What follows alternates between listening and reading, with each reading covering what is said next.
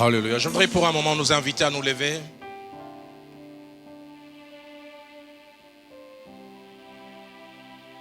Je me suis réveillé ce matin avec ces cantiques. Vous savez, il y a des cantiques comme ça qui se déposent dans votre cœur. Et depuis ce matin, je me suis réveillé avec ces cantiques en lingala qui veut simplement dire « J'aime le Seigneur. Même si les vents contraires s'élèvent, j'aurai mes yeux ainsi que mon regard fixé vers toi. » Ngai na lingi nkolo akosalela yo na bomoi na ngai soki mopepe mabe ngai nakotala se yo. J'aime le Seigneur. Qu'il pleuve, qu'il neige, que le vent souffle, que les tempêtes s'élèvent, mes yeux, mon regard seront fixés vers toi. Veux-tu non seulement les chanter, mais en faire une déclaration?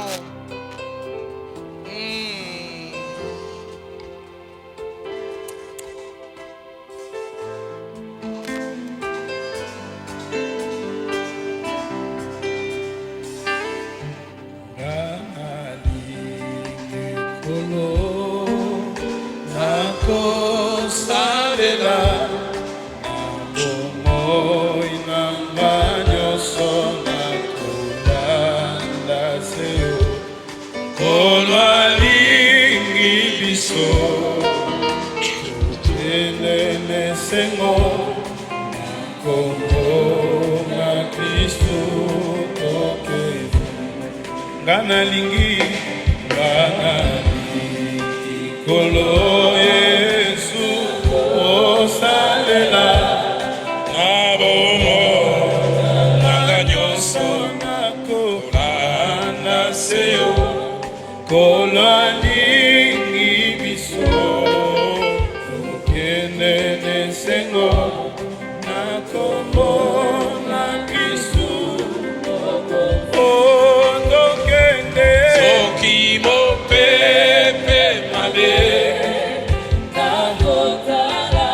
Simbakaka komona elikana tsepa na yo nakozwelonga nakombona Kristu otokende soki mopepe mabe nga nakotala seyo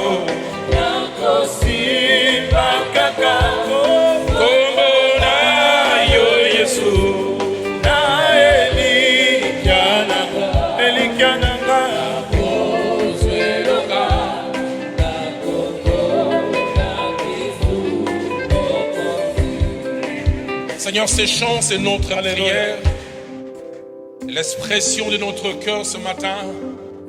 Nous voulons dire quoi qu'il arrive, nos yeux, nos regards fixés vers toi. Qu'il pleuve, qu'il neige, dans la joie, dans l'adversité, tu seras notre boussole.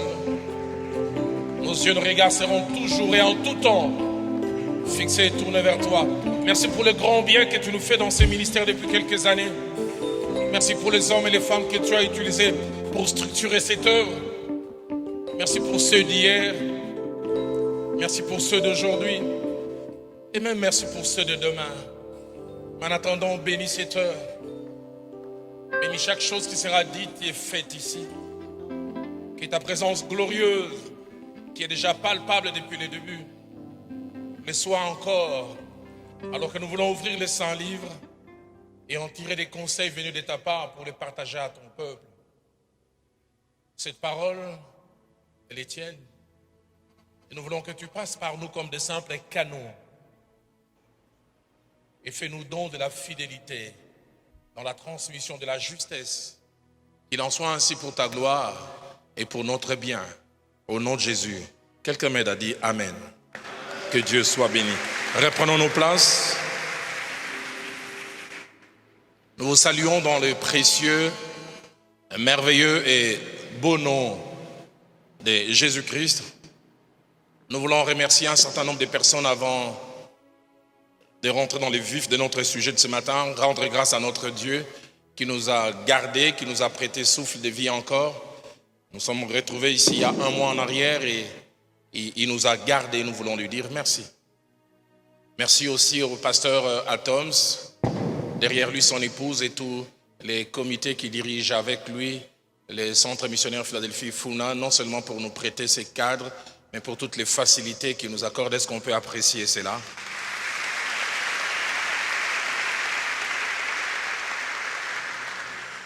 Et je voudrais aussi dire merci à vous tous. Quand je dis vous, vous qui êtes si présents, et vous autres aussi qui nous suivez de manière virtuelle sur toutes sortes de médias, vous dire merci pour vos encouragements, merci pour vos remarques, merci pour certaines choses que vous mettez en exergue, en nous faisant prendre conscience de certaines choses. Nous essayons de prendre en considération toutes ces remarques et faisons de notre mieux pour vous être en bénédiction.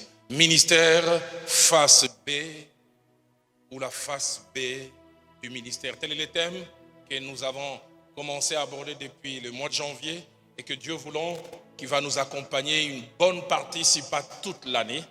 Et nous allons principalement l'aborder en duo, mon épouse et moi. Et de temps en temps, selon que son emploi du temps le permettra, le pasteur Flavien Chirandi sera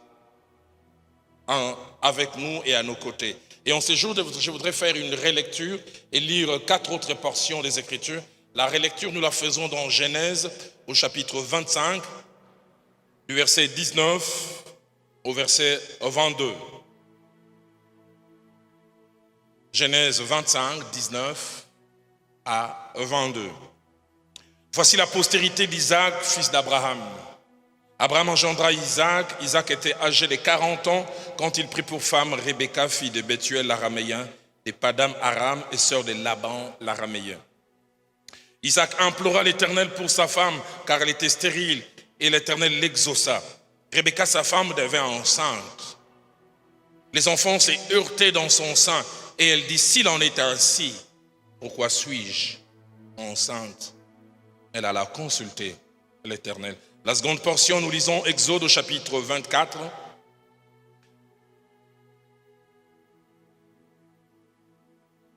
Et notre lecture va du verset 12 au verset 18. L'Éternel dit à Moïse, monte vers moi sur la montagne, reste là. Je te donnerai des tables de pierre, la loi et les ordonnances que j'ai écrites pour leur instruction. Moïse s'éleva avec Josué qui les servait. Et Moïse monta sur la montagne de Dieu. Il dit aux anciens, attendez-nous ici, jusqu'à ce que nous revenions auprès de vous. Voici Aaron et Hur resteront avec vous. Si quelqu'un a un différend, c'est à eux qu'il s'adressera. Moïse monta sur la montagne et la nuée couvrit la montagne. La gloire de l'Éternel reposa sur la montagne de Sinaï et la nuée la couvrit pendant 6 jours. Le 7e jour, l'Éternel appela Moïse du milieu de la nuée. L'aspect de la gloire de l'Éternel était comme un feu dévorant sur les sommets de la montagne aux yeux des enfants d'Israël. Et soulignez bien ce qui va suivre, surtout la dernière phrase. Moïse entra au milieu de la nuée et il monta sur la montagne.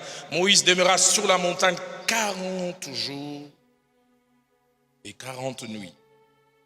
Exode 34, la 3e portion. Notre lecture va du verset 1er au verset 4e, et puis nous lirons aussi les versets 28. L'Éternel dit à Moïse, taille 2 tables de pierre comme les premières, et j'y écrirai les paroles qui étaient sur les premières tables et que tu as brisées. Sois près de bonne heure, et tu monteras dès le matin sur la montagne de Sinaï. Tu te tiendras là devant moi sur les sommets de la montagne. Que personne ne monte avec toi, et que personne ne paraisse sur toute la montagne. Et même que ni brebis, ni bœuf, ne pèsent près de cette montagne. Moïse tailla 2 tables de pierre comme les premières. Il s'éleva de bon matin et monta sur la montagne de Sinaï selon l'ordre que l'Éternel lui avait donné. Il prit dans sa main les 2 tables de pierre. Verset 28. Moïse fut là avec l'Éternel 40 jours et 40 nuits. Il ne mangeant point de pain et ne but point d'eau. Et l'Éternel écrivit sur les tables les paroles de l'alliance et les 10 paroles. Nous terminons avec Ézéchiel au chapitre 4. Ézéchiel chapitre 4e.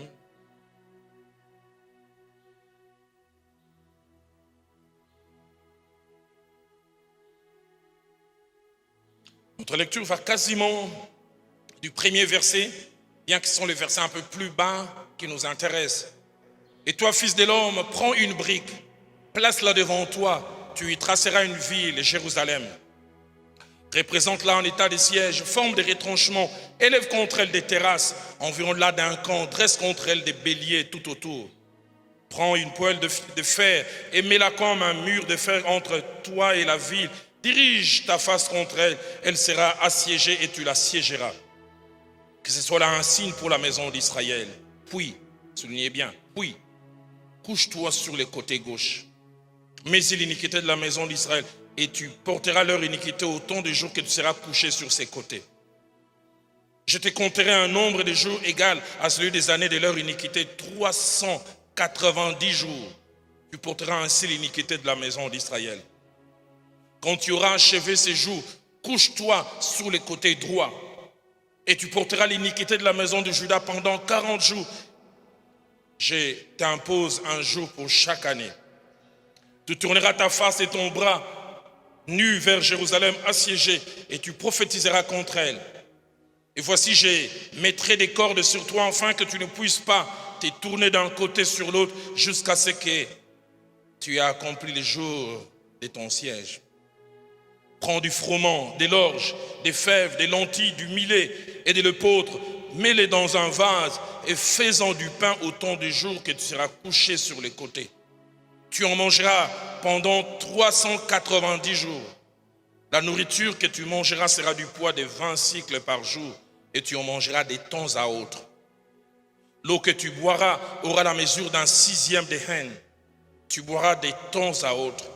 Tu mangeras des gâteaux d'orge que tu feras cuire en leur présence et soulignez bien avec des excréments humains. J'entends quelqu'un dire berk. Je vais même au verset 13 et l'Éternel dit, c'est ainsi que les enfants d'Israël mangeront leur pain souillé parmi les nations vers lesquelles je les chasserai. Amen. Il y a exactement un mois, jour pour jour, nous avons introduit cet enseignement, ce merveilleux sujet, le ministère de face B. Et en introduisant, nous avons fait un certain nombre de choses. Je voudrais en quelques 5 minutes de manière ramassée, rappeler certaines de ces choses avant de continuer aujourd'hui. Mais j'aimerais déjà en anticipant dire la séance d'aujourd'hui comme celle passée. Je ne fais que poser les fondements. Ce sera peut-être encore le cas de la 3e séance avant qu'il y ait la 4e séance au mois d'avril. Je commence à rentrer vraiment dans le vif de mon sujet. Une des premières choses que nous avons eu à faire lors de la première séance, nous avons vu ce que c'était la face B d'une chose en général. Et nous avons dit que c'était le côté opposé, au côté que l'on voyait du coup, au premier regard.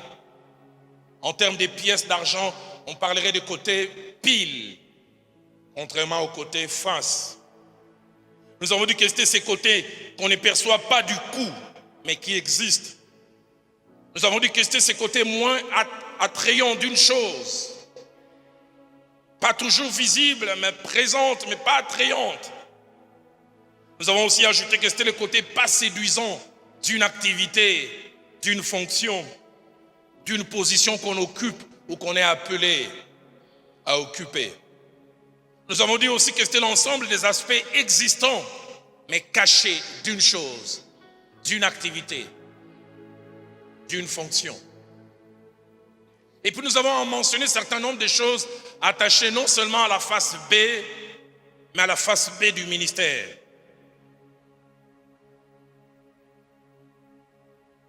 Et nous avons dit que toute chose ou toute activité avait 2 faces. La face A, attrayante, bonne, et la face B, moins attrayante. Nous avons ajouté que face A et face B n'avaient pas toujours le même contenu, pas les mêmes caractéristiques, pas la même présentation. Nous sommes allés en montant en disant qu'on ne pouvait avoir l'une des faces et laisser l'autre. Ce n'est pas un problème de choix où on trie. Je prends la face qui me plaît et je laisse celle qui est en moins attrayante. Mais nous sommes allés plus loin en disant que la face B n'était pas toujours connue au départ. Quand on commence les ministères, quand on rêve que ce jeune homme charismatique ou un de Dieu soit mon mari, on le voit prêchant, on dit s'il peut m'épouser.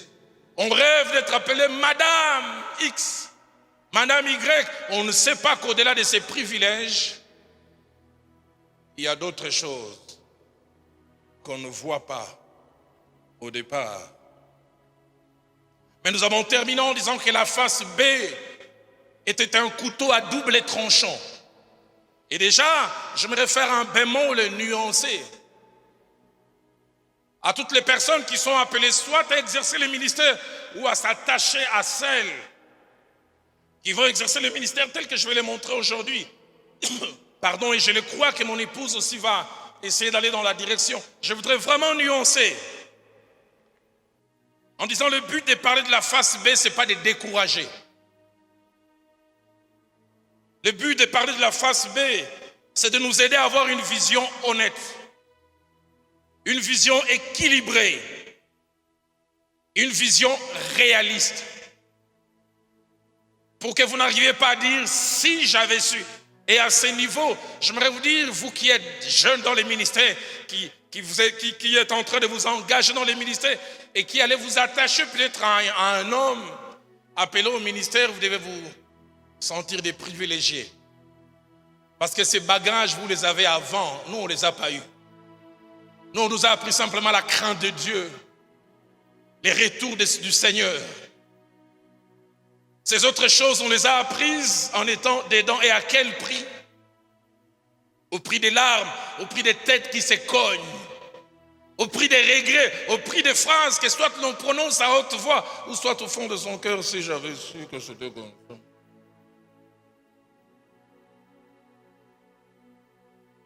La deuxième nuance que je voudrais faire, c'est que mal comprise,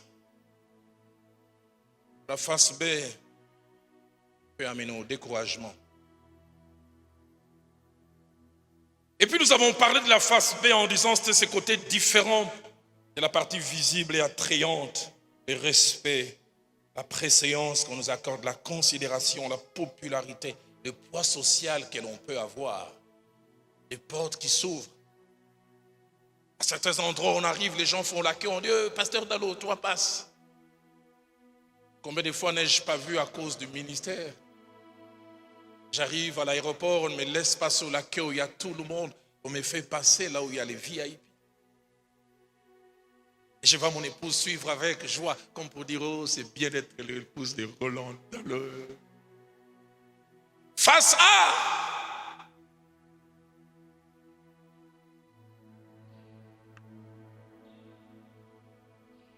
C'est ce côté que seuls ceux qui exercent le ministère découvrent réellement. Et puis nous avons dit que le ministère qui avait la face B, nous avons dit que cette face B pouvait avoir plusieurs visages. Je n'aimerais pas revenir là-dessus. Nous en avons parlé assez longuement.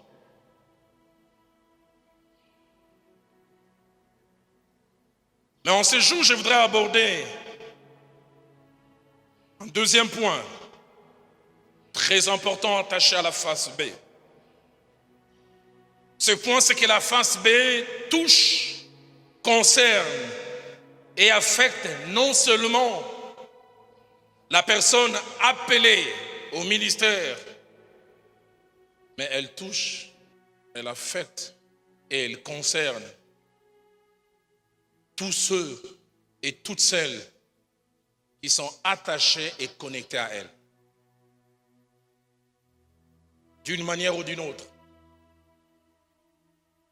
La face B, le côté moins attrayant, ça ne touche pas seulement l'homme de Dieu. Là, je n'ai même pas commencé à parler de la face B en rapport avec l'homme de Dieu. J'en parlerai dans les séances qui viennent, sûrement à partir de la 4e.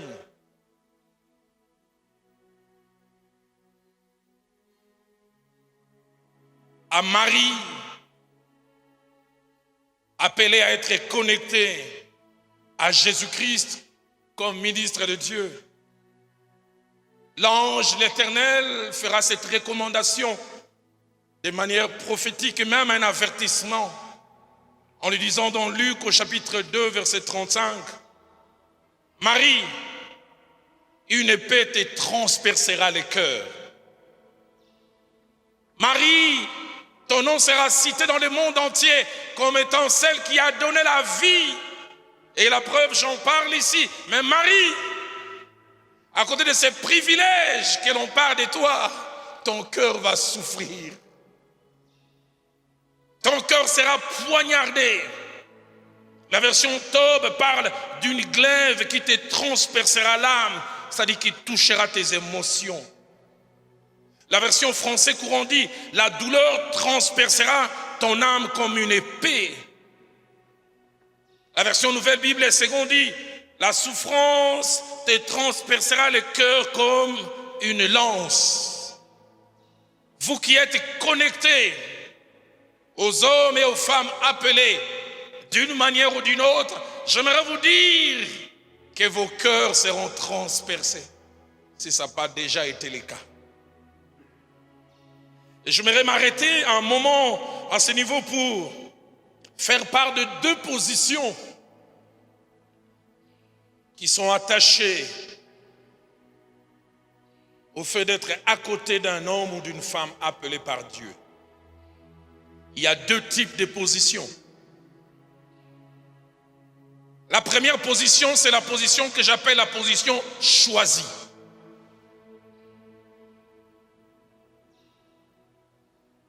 Avec l'utilisation de notre volonté, de notre libre arbitre. Viviane est connectée à moi par choix.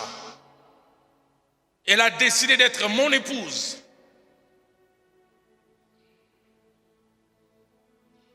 Je suis connecté à Viviane comme servant de Dieu par choix. J'ai décidé d'être son mari. Mais deuxièmement, il y a des positions non choisies.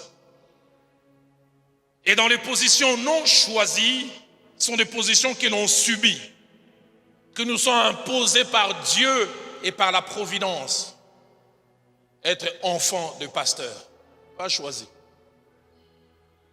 Je me retrouve, je suis enfant de Roland Dallot. Je me retrouve, je suis enfant du pasteur Ken Luamba. Je me retrouve, je suis enfant du pasteur Honoré. Position non choisie.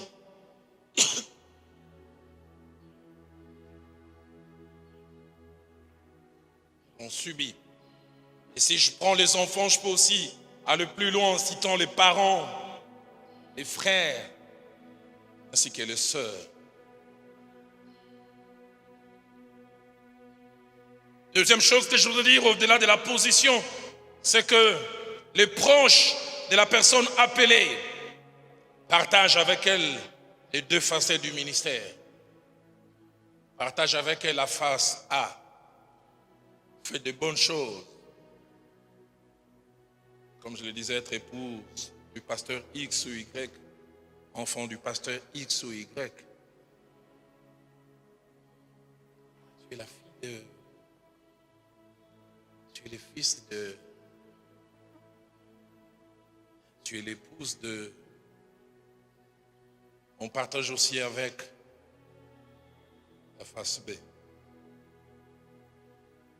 Plusieurs choses rendent la position des personnes associées au serviteur ou à la servante de Dieu une chose pas facile, spécialement pour les épouses et les enfants.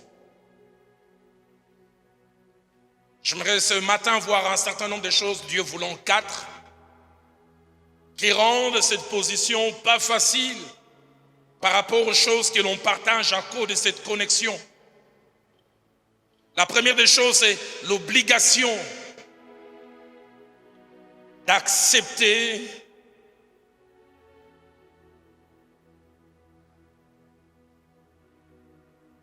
et partager cet homme que l'on aime et qu'on aimerait le plus souvent avoir pour soi, le plus souvent, et partager avec d'autres. Et quand je parle d'autres, je vois deux entités. Je vois Dieu qu'il a appelé son patron. Et puis je vois l'église au travers des membres. Pour Viviane, je suis son Roland. Elle aime souvent dire mon Roland.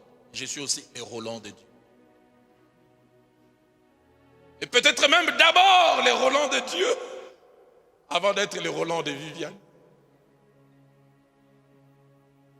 Nos femmes aiment nous avoir en exclusivité pour elles, tout le temps, 24 heures sur 24.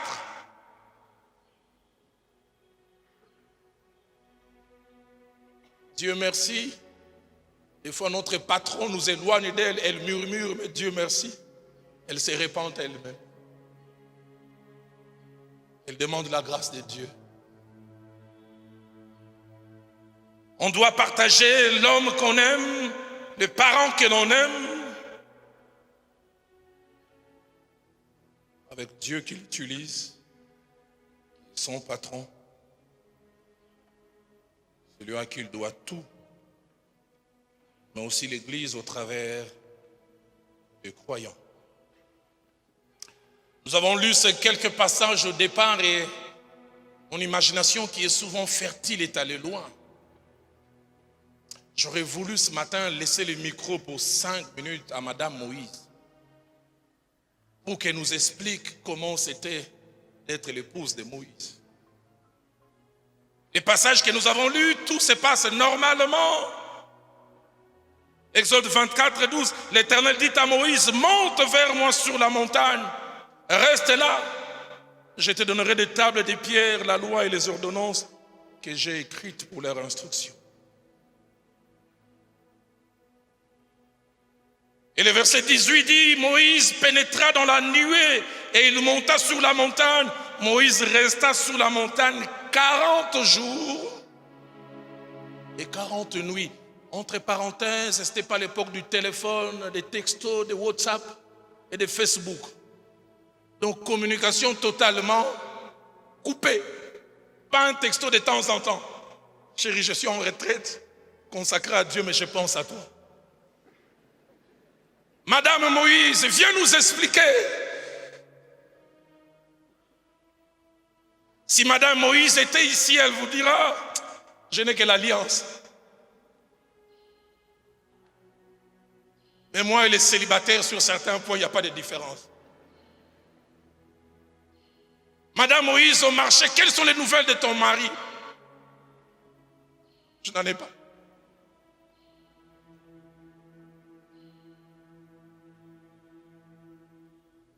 Que faire à ce moment lorsqu'on s'appelle Madame Moïse? Que faire lorsqu'on s'appelle fils ou fille de Moïse? Non, dès aujourd'hui, je démissionne. Je ne m'appelle plus Eunice Dalo, je m'appelle Eunice Cabon. Je vais chercher un papa présent.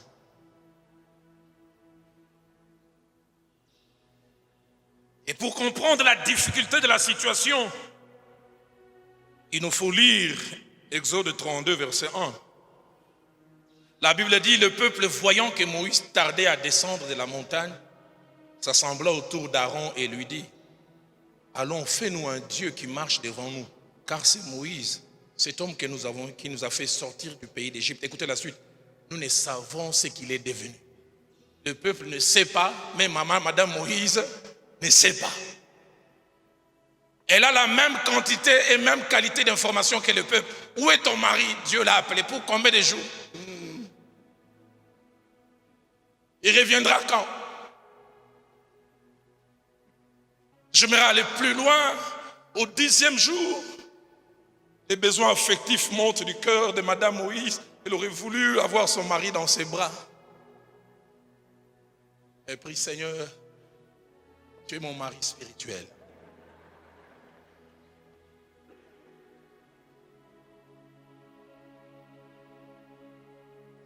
Mais le comble, c'est que Moïse descend, non pas parce qu'il veut, mais parce que Dieu s'est rendu compte que le peuple a fauté, que le peuple s'est fabriqué un veau d'or.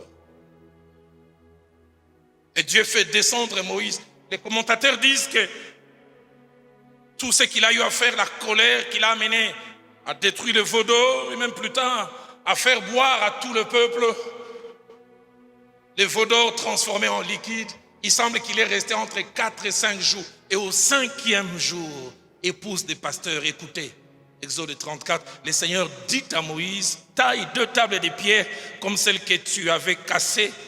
J'écrirai sur elles les paroles qui étaient sur elles. Verset 2, prépare là pour demain matin et tu monteras. Encore, Madame Moïse. 40 jours d'absence, 5 jours de présence. Dieu m'appelle encore.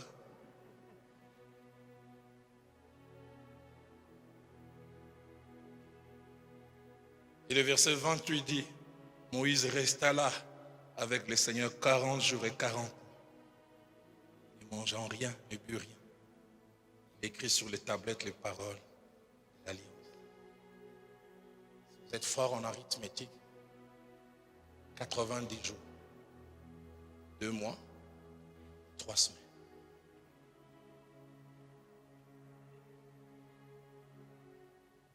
« 11 semaines et demie.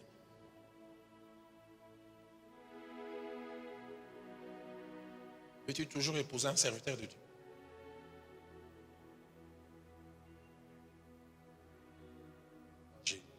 Marie, Dieu ne l'appellera pas souvent comme ça au nom de Jésus. Et ce qui est bizarre, quand Moïse veut monter, Dieu dit, tu ne monteras avec personne. Pas seul. Que faire si on a un mari comme Jésus? Heureusement, il était célibataire. Heureusement. Luc 6, verset 12, avant de prendre une grande décision, celle de choisir ses disciples, la Bible dit, il passa toute la nuit à prier Dieu. Toute la nuit. Que faire quand on est épouse de quelqu'un? Qui dit toute la nuit prier, dit le lendemain matin, une bonne partie de la journée perdue à récupérer les sommeils. Que faire quand on est épouse de Jésus? J'ai dit heureusement il était célibataire. J'aimerais avoir son mari qui nous tient dans les bras jusqu'aux petites heures du matin. Marc 1, 35 dit au matin, alors qu'il faisait encore très sombre, Jésus se leva et sortit pour aller dans un lieu désert. Il s'est mis à prier. Quand il quitte les draps, tu vas encore où? Je veux parler au Seigneur. Hier, tu n'as pas suffisamment parlé.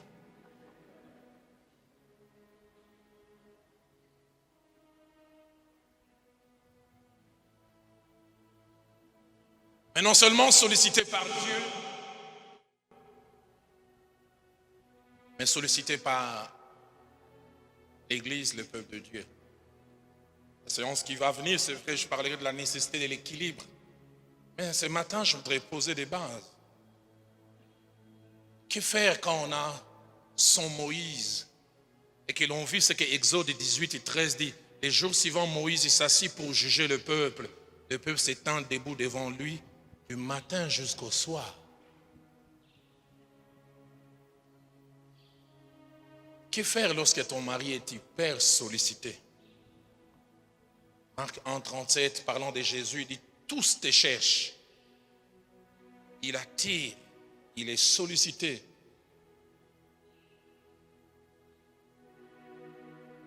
Que faire quand on est disciple de Jésus-Christ et l'on sait voir comment, permettez-moi les termes, il trimballait ses disciples aujourd'hui, là, et demain, là. On se demande quelle était la vie de leurs épouses. Aujourd'hui à Béthanie, demain à Capernaum, les surlendemain à un autre endroit, à Bethsaïda. Marc 6, 31, 33 dit, il y avait beaucoup d'allants et venants. Ils n'avaient même pas le temps de manger. Ils partirent donc dans une barque pour aller à l'écart dans un endroit désert. Oh, le verset 33 dit, beaucoup de gens les virent s'en aller et les reconnurent. Et de toutes les villes, on a couru à pied. Et on les dévança à l'endroit où ils se rendaient. Que faire? Que faire quand, comme Jésus, dans Marc au chapitre 2, versets 1 à 2, on revient à Capernaum pour un temps de repos Et on est invité dans un cadre privé, mais il semble que les privés et les publics sont très mêlés. Quelques jours après, Jésus revint à Capernaum. On a appris qu'il était là à la maison et un si grand nombre de personnes se rassemblèrent sans invitation. On dit qu'il ne repousse pas les gens. Je ne les ai pas invités. Je suis venu manger dans la maison de cette personne et puis voilà.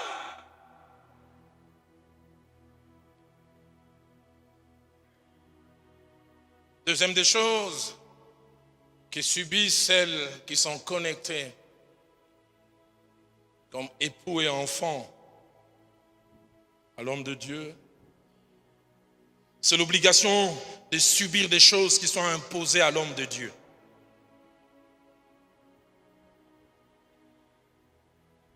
Que faire lorsqu'on s'appelle l'épouse de Jean-Baptiste? Qu'on aurait voulu que son mari s'habille d'une certaine manière et Dieu, à cause du ministère et de l'appel,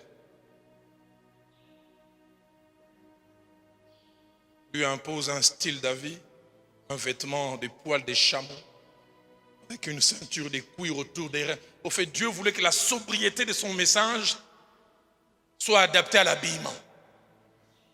Parce que si Moïse était habillé, plutôt Jean-Baptiste était habillé en 3 pièces avec écharpe, il disait fuyez la colère à venir, ça n'allait pas passer. Dieu voulait un habillement qui dérange déjà. Quand il se présente, les gens disent féticheur, marabout.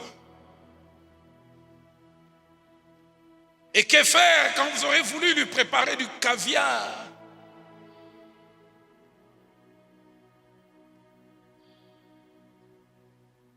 Des œufs sautés au thon. Et Dieu lui impose le miel et les sauterelles sauvages. Quelqu'un a dit que les sauterelles se transmettaient des messages de génération en génération. Quand vous voyez ces types habillés de peaux de chameau, faites attention. C'est nous notre son repas. Que faire?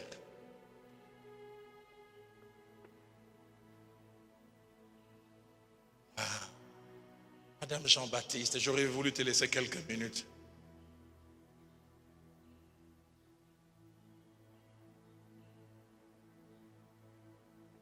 Que faire quand on est Jérémie et que Dieu veut faire passer un message à son peuple? Il oblige Jérémie de se faire un joug et de se mettre autour du cou. Un gros morceau de bois. Et il doit se promener comme ça dans la ville. Tu me fais honte. Mais c'est Dieu qui au travers de ça. Younis, on a vu votre papa avec quelle chaînette? Comment ça vous demandez? Vous aussi vous en avez un format minime. Hein? Papa, ne porte plus ça. On a honte à l'école. Ne viens pas nous chercher à l'école avec ça. Envoie Louis.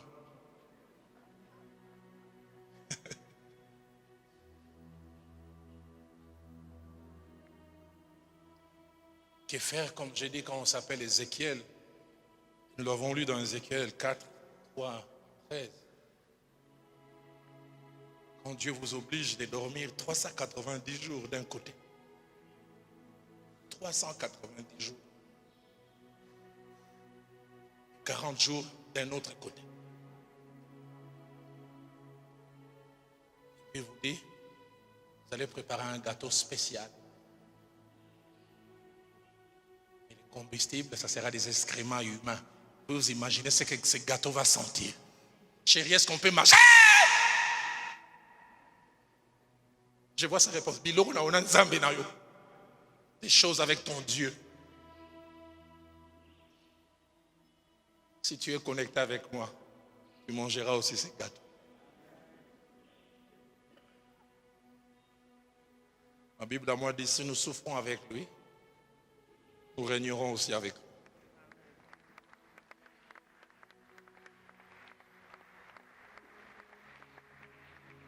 Que faire quand on est l'épouse de ces prophètes que le roi Akab cherche à tuer? 1 Roi 18, verset 13 nous parle de 100 prophètes cachés dans des grottes. Certains commentateurs disent qu'ils ont été cachés seuls. D'autres disent avec leurs femmes et enfants. Laissant confort, laissant tout ce qu'ils avaient comme bien. Ils auraient voulu être femmes de quelqu'un d'autre qui n'a pas ce genre de problème. Ils auraient voulu être enfants de quelqu'un d'autre, obligés d'être dans la grotte. Troisième chose, c'est l'obligation de partager et même de subir les états d'âme de l'homme de Dieu dans l'exercice de son ministère. Subir cela, les états d'âme de l'homme de Dieu dans l'exercice de son ministère. Qu'il est merveilleux d'être épouse d'un serviteur de Dieu quand il a réussi son message. Quand il a voulu organiser cette grande activité, il a fait le plein à craquer. Les gens sont venus, le surnaturel s'est manifesté. Que faire quand il attendait 1000 personnes, il y en a eu 12. Il est déçu, il est frustré. Il rentre, il a envie de rien du tout. Et toi, tu as besoin de tendresse. Chérie, est-ce que je peux dormir dans tes bras? Oui.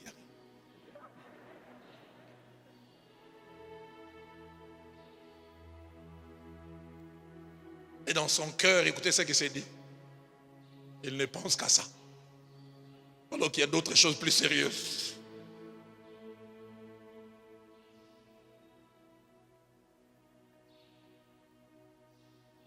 Que faire quand la pluie a empêché un événement d'aller jusqu'au bout?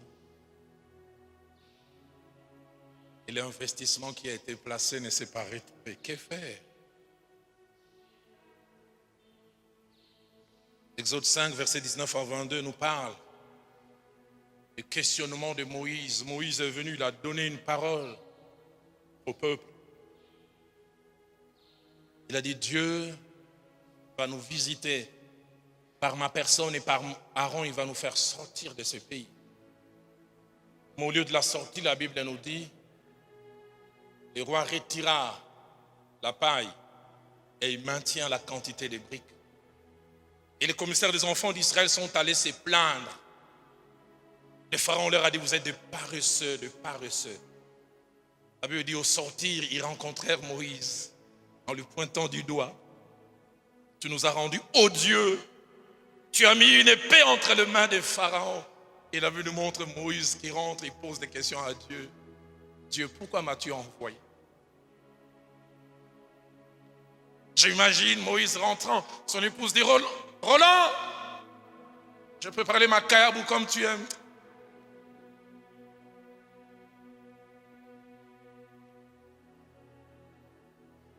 Faire.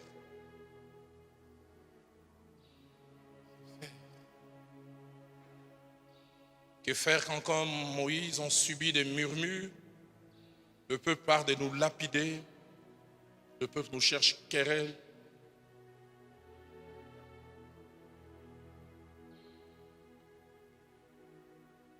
J'ai entendu des choses théoriques, bonnes, belles. Et je pense qu'il nous faut pratiquer. J'en parlerai lors de la 4e et 5e séance. Mais c'est plus facile à enseigner qu'à vivre. En théorie, mon mentor, le frère Jacques-André Vernon, m'a appris, Roland, les choses du ministère, laisse-la à la porte de la maison et redevient mari tout court. Facile à dire. C'est un costume pas facile à enlever. Laisse les frustrations du ministère. J'ai souvent vu moi-même, je suis meilleur mari quand le ministère a marché. Je rentre, je siffle. Est-ce que je peux vous amener au restaurant?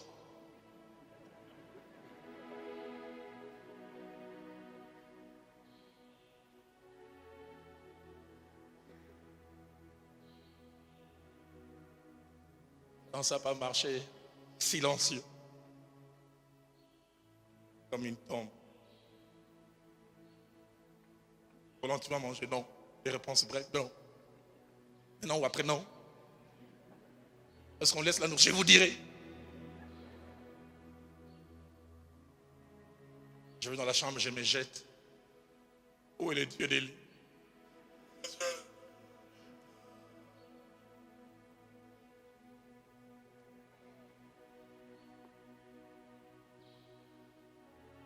Et tu vois celle que les Kinois appellent l'enfant d'autrui. En lingala, la monangani. Ne fait pas de problème, elle va déjà sous les couverts. Et attendons des jours meilleurs.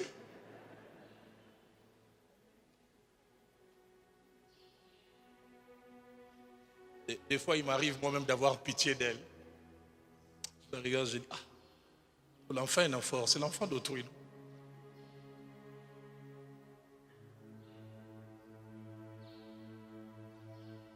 J'arrive à ces jours de 2006.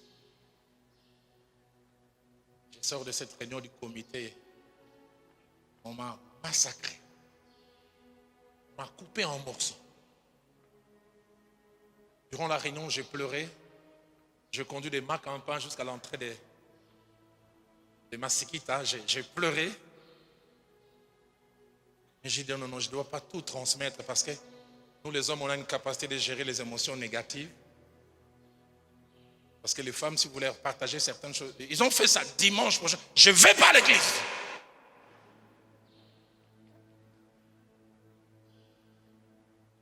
Je pleure encore, je pleure encore.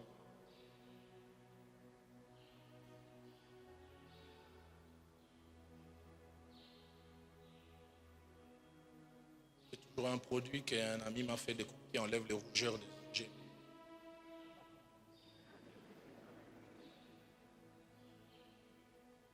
J'ai fabriqué une joie. Vous savez, la joie fabriquée devient exagérée. Parce qu'on veut couvrir la tristesse. Alors, comment ça va à la maison, hein?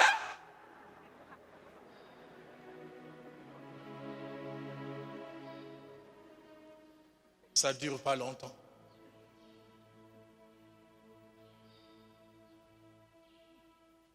Que faire quand on a un mari comme Élie, que Jézabel a menacé et qui est presque dépressif, qui souhaite la mort, pour qui tout autour ne représente plus rien.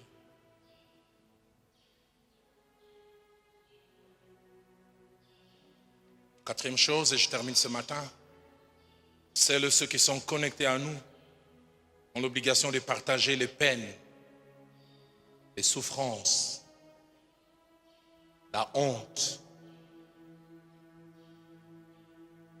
et la communion de ce que j'appelle les choses négatives.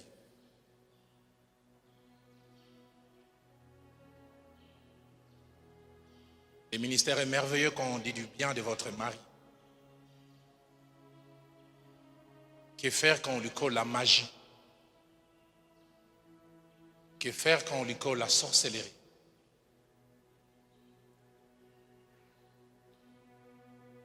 Que faire si on était épouse de Jean-Baptiste et vous apprenez ce que les gens disent de votre mari? Matthieu 11, 18.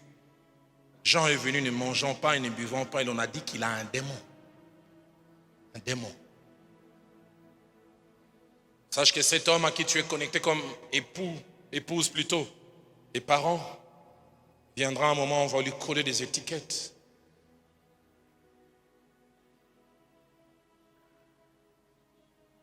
Que faire lorsqu'on est connecté à Jésus? Et dans Jean 10 au verset 20, la Bible dit, plusieurs d'entre eux disaient de lui, il a un démon, il est fou. Pourquoi l'écoutez-vous? Jean 7 verset 12 dit, il égare la multitude.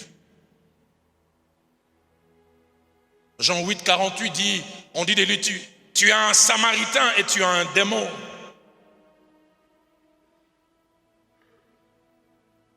À certains endroits, on dit de lui, c'est par Belzébul que tu chasses les démons. Que faire quand des choses comme ça sont dites concernant votre homme?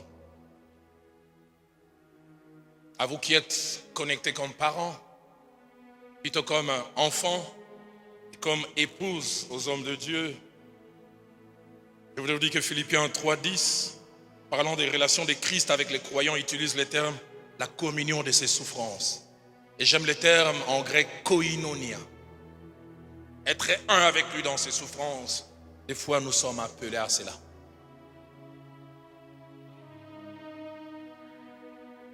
Romains 8, 17. Et si nous souffrons avec lui, nous serons aussi glorifiés avec lui.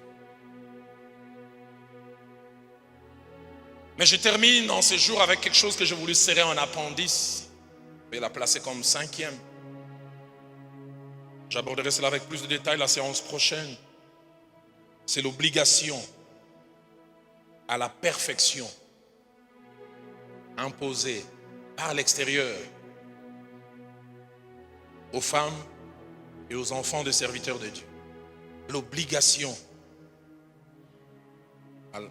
d'être parfait, d'être parfaite, et l'absence d'empathie et l'absence de compréhension en cas de manquement. Mon épouse en a un peu parlé lors de la séance dernière. Tout le monde a le droit de se fâcher, sauf la femme du pasteur. Il est permis à quelqu'un d'être de mauvaise humeur, sauf l'enfant du pasteur. Le fils d'un ami pasteur m'a fait rire. Il était même parmi les sources d'inspiration d'un livre que depuis quelques temps, assez longtemps, j'ai en chantier. Je pense que je vais finir par écrire. Il jouait au foot avec ses amis dans la banlieue de la région parisienne. Il était défenseur et l'adversaire voulait passer. Il a fait un croc à jambes.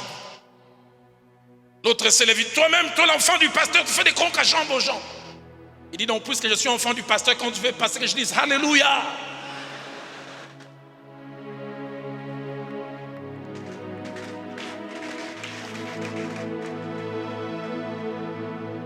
Que c'est dur d'être enfant du pasteur. La longueur de sa jupe est scrutée. Parce que ça atteint les genoux. Oh!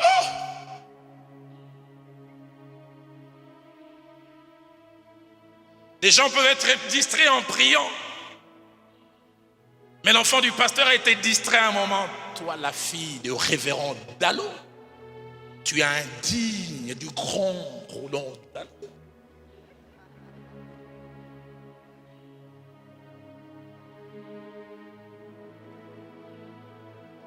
On leur met la pression. Mon épouse en parlait. L'épouse du pasteur doit toujours être souriante, comme une hôtesse. Je m'asseye. Ça va? Tu viens, je vais te fabriquer un sourire. Collé comme au théâtre, comme ça tu ne fais pas d'effort.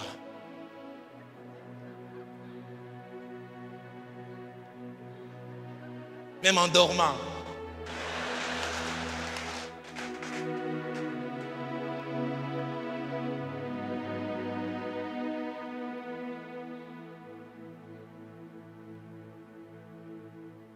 Des fois, on veut faire des enfants de pasteurs en miniature. Ces pressions, des fois, ils les subissent juste dans les mariages. Ah, tu pensais quand tu épousais la fille du pasteur, des anges voleront dans votre chambre.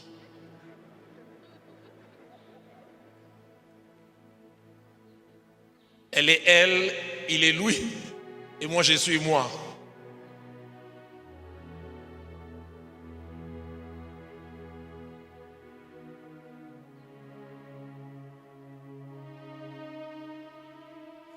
Cette quantité de rouge à lèvres est indigne de ton père.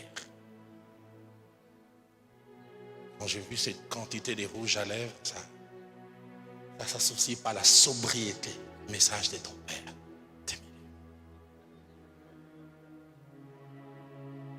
C'est pourquoi dans Ephésiens chapitre 3, verset 1er, et dans Ephésiens 4, verset 1er, l'apôtre utilise un terme étrange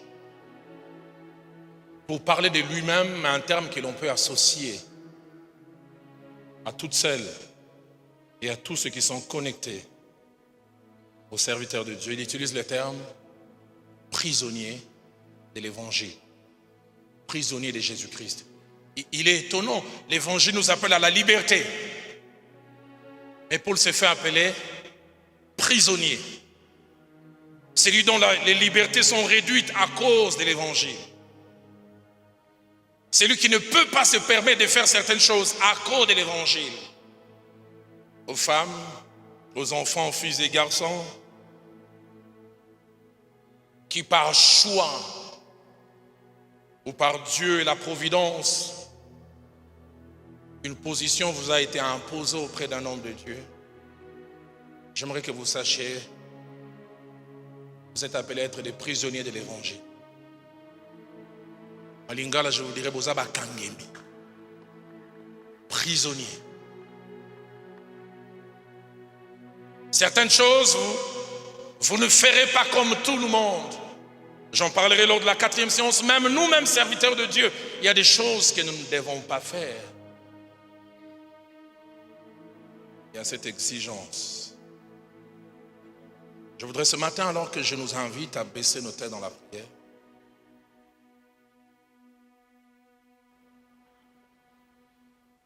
lancer un double appel, un triple même.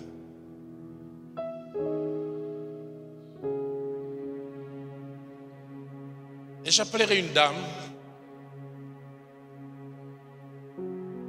qui a l'habitude de venir interpréter. Mais quand j'ai prié, c'est son nom qui est revenu dans mon cœur. Non seulement qu'elle est servante de Dieu, mais elle est fille des serviteurs de Dieu. Il y a certaines choses que je mentionne ici, elle les a connues. Je demanderai à Madame Nika Boulambo de s'avancer, elle priera tout à l'heure.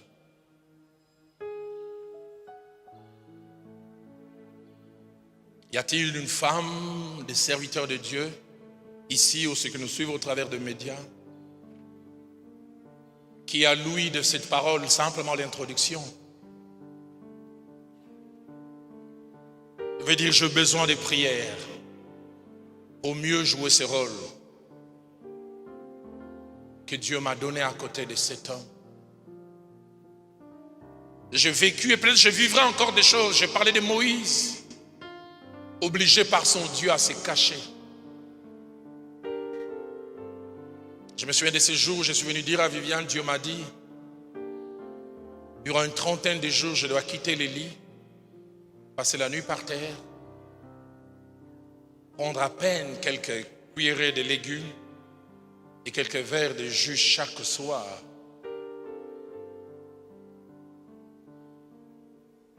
Combien de fois ne m'a-t-elle pas aussi dit, Roland, Dieu m'a mis à cœur d'être à côté, je quitte le lit et durant 4 jours, 5 jours, je vais chercher Dieu. Je voudrais lancer cet appel aux hommes et aux femmes qui sont connectés aux personnes appelées et qui avaient besoin de prières. Levez-vous. Le deuxième appel que j'aimerais lancer, c'est aux enfants des serviteurs de Dieu, filles et garçons.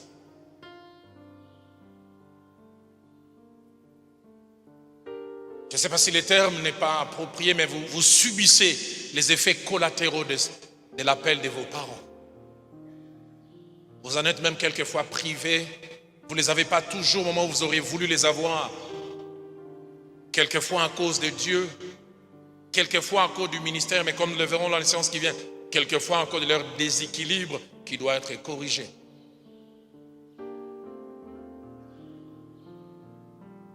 Il vous est arrivé d'accepter cette condition, mais il vous est arrivé quelquefois de dire, si j'avais le choix, je choisirais autre chose. Levez-vous. Le troisième et dernier appel que je voudrais lancer, je voudrais m'adresser aux jeunes filles. Vous n'êtes pas encore mariés. Vous êtes dans une relation avec quelqu'un appelé au ministère. Peut-être déjà même au début de cette relation, vous avez commencé à voir certains aspects de certaines choses. Et vous voulez dire, prédicateur, prie pour moi. Je bénis Dieu que ces choses, je les apprenne maintenant. Mais je voudrais aussi prier pour des jeunes filles. Peut-être vous n'êtes pas encore engagé avec quelqu'un qui a appelé, mais au fond de vous, Dieu vous a dit, Dieu vous a promis qu'il vous accompagnera à un ministère. Levez-vous aussi.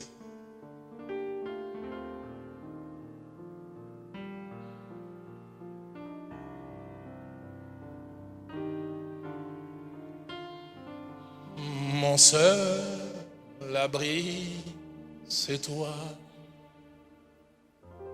Toujours, mon cœur te chantera,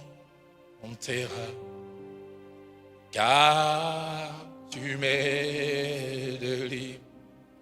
Et chaque fois que je peux, je m'appuie sur toi. Je m'appuie sur toi. Et dans ma faiblesse,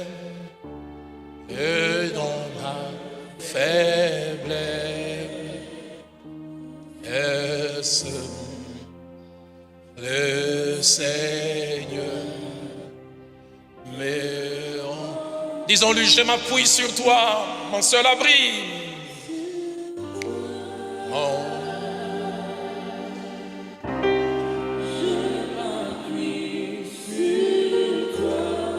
Et dans ma faiblesse,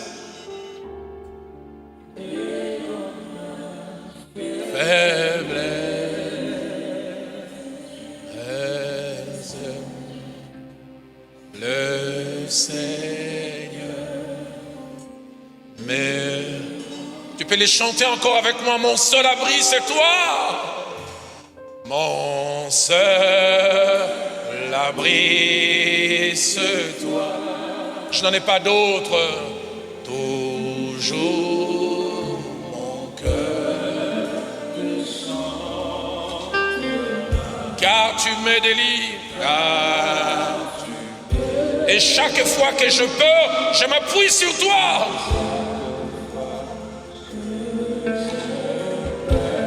Je m'appuie sur toi. Je m'appuie sur toi.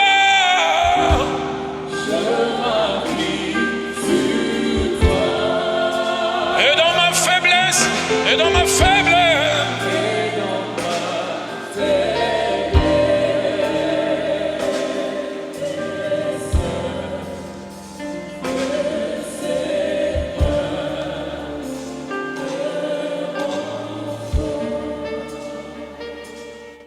la séance prochaine, j'aborderai plusieurs choses. Et Dieu m'a mis à cœur de parler des fois de cette ignorance dont les femmes des serviteurs de Dieu sont l'objet. Il arrive des fois, les gens ne voient que l'homme de Dieu. Et la femme de Dieu, c'est comme si elle fait partie du décor. Je parlerai aussi de la jalousie, de toutes ces personnes, des fois, du sexe opposé qui tournent, et de la nécessité de la femme de serviteur de Dieu d'avoir la sécurité de faire confiance en son homme. Vous qui vous êtes levés, élevez vos voix. Parlez au Seigneur comme épouse des serviteurs de Dieu, comme personne connectée aux serviteurs de Dieu comme enfant,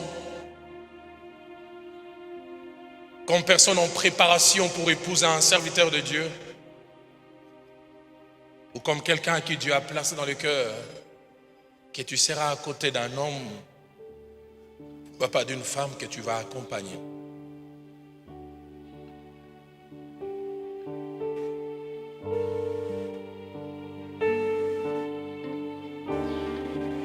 Parle-lui.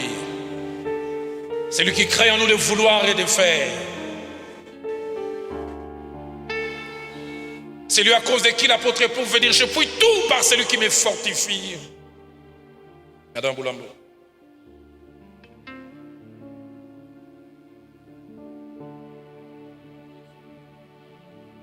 Père éternel, je te bénis pour ces instants précieux. Te connaître, ô Éternel, et t'appartenir est un don, le don le plus précieux. Mais cela vient avec de grandes responsabilités. Et l'appel au ministère peut souvent être considéré comme un grand fardeau. Mais je te bénis parce que toi, tu es fidèle. Quand tu donnes une vision, tu donnes une mission, tu donnes toujours la provision. C'est vrai qu'il n'est pas facile quand on est osé et qu'on te dit épouse une femme de la prostitution. Tu fais comment pour expliquer aux gens qui sont autour de toi que c'est ça que Dieu a voulu? Je me souviens comment c'était difficile parfois pour moi de porter mon nom, de porter mon identité. C'était un titre. Ce matin, j'aimerais prier pour un serviteur, j'aimerais prier pour un enfant de serviteur. Te demander de les soutenir, de leur montrer que réellement, au-delà de tout ça, il y a des jours meilleurs. Il y a une façon d'être soi. Il y a une façon d'accomplir la destinée que Dieu a voulu pour toi, malgré le poids de celui qui est devant toi. J'aimerais prier pour un enfant qui passe par une crise d'identité, qui veut changer son nom, qui veut fuir loin de tout ce qui est église, qui est dans ce format-là, parce qu'on se trouve trop inférieur à l'appel. Soutiens, Seigneur, chacun. Soutiens un serviteur de Dieu qui passe par la face B, ô éternel Dieu.